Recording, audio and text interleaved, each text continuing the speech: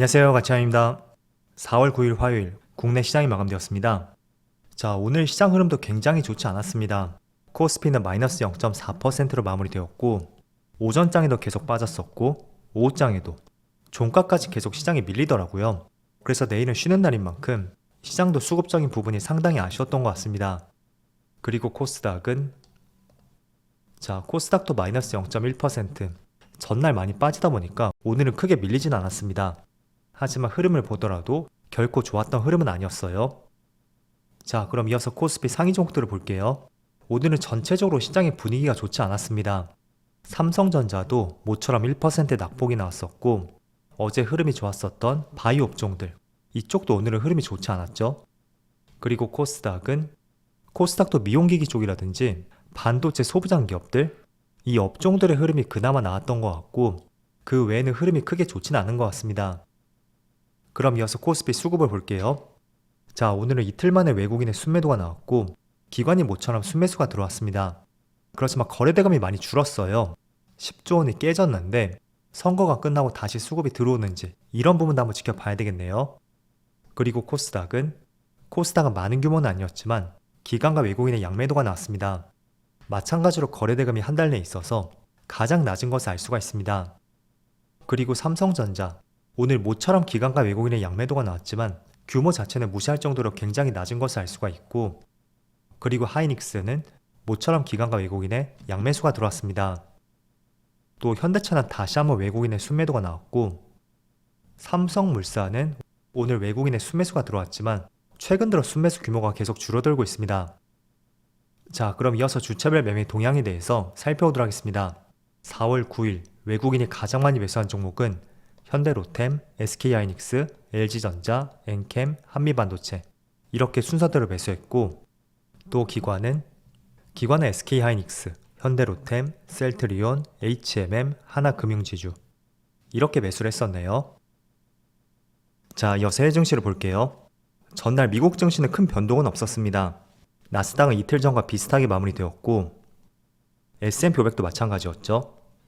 그리고 다우지수도 마찬가지로 어제는 3대 지수가 모두 변동성이 굉장히 낮았습니다. 그리고 반도체 지수를 보면 반도체도 큰 움직임은 없었고, 또 일본 니케이는 0.7%에 오늘은 정말 오랜만에 빨간 양봉이 들어오고 있습니다.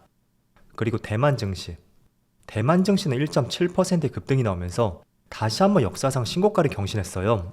사실 대만 증시도 국내하고 산업 비중이 굉장히 닮아 있거든요. 그래서 최근에 신고가를 경신하는 것을 보면 국내 시장이 참 아쉬움이 많이 남는 것 같고, 어쨌든 대만도 반도체 비중이 상당히 높은데 국내도 그에 못지않게 거의 20%가량 이상이 반도체 비중이잖아요. 그래서 그런 점들을 보더라도 지금 월봉상으로 보면 우리나라 증시는 21년 고점, 이 고점의 거의 4분의 3 정도? 이 정도밖에 올라오지 못했잖아요. 하지만 대만 증시는 미국 증시와 마찬가지로 신고가를 경신하고 있습니다. 그리고 중국 증시는 오늘 큰 변동은 없었네요. 자, 어쨌든 내일은 휴장인 만큼 오늘부터 내일까지 한 가지 중요한 일정 중에 하나로서 미국의 3월 CPI 지수 꼭 살펴보시고요. 예측치는 3.4%이고 과거에 3번 정도 상회했던 사례를 봤을 때는 이번에도 실제값이 조금은 올라갈 가능성도 있습니다. 추세적인 흐름을 보더라도 하나의 가능성이 될 수도 있고, 또 두 번째는 지금 계속 유가가 오르고 있잖아요. 그것도 에너지 가격의 상승으로 이어질 수 있는 만큼 내일 밤 9시 30분에 꼭 한번 살펴보시고요. 그리고 JP모건 다이먼 회장에 따르면 미국의 금리가 8%까지도 올라갈 가능성이 있다는 굉장히 부정적인 의견을 제시했습니다. 그 이유 중에 하나로서 결국에는 인플레이션 문제라고 생각이 돼요. 최근에 인플레이션 문제가 다시 고개를 들고 있고 그걸 하나의 근거로 제시했다고 볼 수 있습니다. 자, 그런데 이분 같은 경우에는 약간은 부정론자라고 해야 되나? 그런 성향이 있는 것 같습니다. 얼마 전에는 비트코인도 굉장히 부정적으로 전망을 했었거든요. 그래서 5천만 원까지 떨어질 수 있다는 전망을 했었는데 그 가능성은 현재로서는 굉장히 희박해 보이죠. 그래서 고지고대로 보지 마시고요. 이런 의견이 있었고 왜 그런 의견을 제시했는지 그 정도만 한번 생각해 보시면 좋을 것 같습니다. 하지만 그렇다고 해도 지금 시장을 둘러싼 재료들, 금리 인하 기대감이 굉장히 많이 떨어졌어요. 지난달쯤에 연준 의장이 이런 말을 했을 겁니다. FMC에서 계획대로 금리 인하를 3번 할 것이고 그 기조는 변함이 없다고 이야기를 했었죠. 자, 그런데 지금의 전망은 3번보다는 2번의 가능성이 굉장히 높아졌고 이것도 연말이 되면 조금 바뀔 가능성도 있을 것 같아요. 그래서 지금은 너무 전망들을 신뢰하기보다는 유연하게 대응하는 자세가 꼭 필요할 것 같습니다. 저는 개인적으로 주식시장에서는 전망보다는 대응이 훨씬 중요하다고 생각을 하고 있습니다. 자, 미국의 연준을 한번 살펴볼게요. 연준 위원들은 경제에 대한 지식이 굉장히 많은 경제 전문가라고 할 수가 있습니다. 그래서 일반인보다 경제에 대한 지식이 많고 또 충분히 깊이 이해를 하고 있을 거예요. 그런데 연준에서 전망을 했던 것이 얼마나 시장과 맞아떨어졌는지 그걸 한번 꼭 생각해 보시면 좋을 것 같습니다. 불과 3년 전만 하더라도 물가 상승은 일시적이고 머지않아 물가는 잡힐 것이라는 굉장히 말도 안 되는 전망을 했었죠. 그리고 지난달에는 계획대로 금리 인하를 3번 할 것이고 그 때문에 시장이 또 강한 반등이 나왔습니다. 하지만 불과 한 달 만에 그 전망이 완전히 반대로 바뀌었거든요. 그래서 이 시장 흐름이라는 것은 우리가 처음에는 반드시 예측을 하고 접근해야 됩니다. 그렇지만 그것보다 중요한 것은 저는 대응이 훨씬 중요하다고 생각이 되고 그 때문에 여러분들이 어떤 종목들을 매수할 때 그 매수에 대한 근거가 분명히 있었을 거예요. 그렇지만 그 근거가 100% 맞을 수는 없다는 것을 먼저 생각해 보시고 내 생각이 바뀌었을 때는 나는 그때 어떤 대응을 할 것인지 그런 계획들은 반드시 세워져 있어야 됩니다. 자, 그래서 항상 생각과 전망은 틀릴 수 있고 그걸 어떻게 우리가 받아들이고 또 대응을 할 수 있는지 이 부분에 조금 더 중요하게 포커스를 맞춰보시고요. 또 하물며 경제 전문가라고 할 수가 있는 연준 위원들도 계속 전망들이 바뀌고 있고 계획들이 그때그때 계속 수정이 되고 있습니다. 때문에 우리처럼 일반인들 입장에서는 나의 생각과 전망이 틀릴 수 있는 것은 너무나 자연스럽다고 생각해 보시고요. 항상 시장에서는 유연하게 대응하는 자세를 가져보자고 말씀드리겠습니다. 자, 지금 시장을 보는 김에 현재 위치를 한번 살펴볼게요. 자, 우선은 며칠 동안의 주가가 약간은 횡보를 하고 있는데 RSI 지표상으로 봤을 때는 한 50포인트 정도 과열도 아니고 과매도 구간도 아니에요. 그래서 지금은 중립적인 위치라고 생각이 되고 반대로 코스닥 같은 경우에는 최근에 지수가 많이 빠졌었고 지금 40포인트 아래까지 내려왔거든요. 그래서 물론 과매도까지는 아니지만 이번 주 말 내지는 다음 주쯤에 충분히 반등이 나올 수 있는 위치는 되었다고 생각이 되고 또 이것도 추세로 볼까요? 제가 추세를 연결할 때는 최소한 2개의 저점 그리고 최소한의 2개의 고점 그렇게 선을 연결하면 추세를 알 수 있다고 말씀드렸습니다. 이것도 지난 저점이 작년 10월이었죠. 그리고 올해 2월쯤 그 저점끼리 연결하면 지금 얼추 추세 하단까지 내려온 것을 알 수가 있습니다. 물론 정확하게 본다면 한 1, 2% 정도? 그 정도는 조금 더 하락할 가능성이 있을 것 같아요.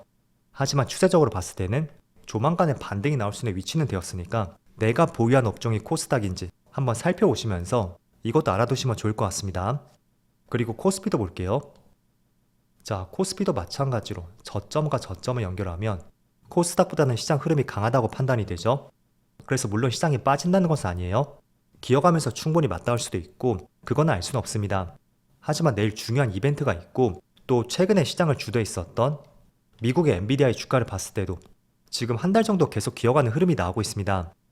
그래서 국내 반도체 기업들도 최근에 많은 상승이 나왔지만 조금은 쉬어가는 움직임이 나올 가능성이 있고 그렇다면 코스피 지수로 봤을 때는 반등이 나오기에는 조금 더 시간이 필요할 수도 있다고 생각을 해볼 수가 있겠죠. 그래서 지금의 시장의 위치라든지 또 지금의 시장을 바라보는 시각까지 종합적으로 한번 살펴보시고요. 그리고 유가의 반등이 나왔었던 중동 이슈까지 이것도 지금 주목을 하는 것이 내일이거든요. 그래서 오늘부터 이번 주 말까지 전쟁과 관련해서 어떤 특별한 이슈가 나올 수 있는지 그것도 계속 살펴보시면 좋을 것 같습니다.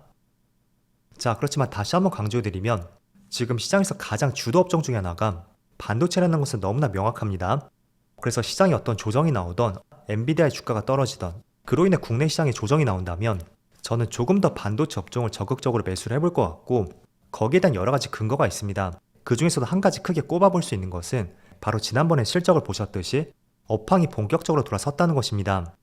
만약에 업황이 돌아섰고 1분기, 2분기, 3분기, 4분기 지속적으로 좋은 실적들이 나왔고 그게 상당 부분 이어졌었다면 약간 업황 고점에 대한 우려감을 나타낼 수도 있습니다.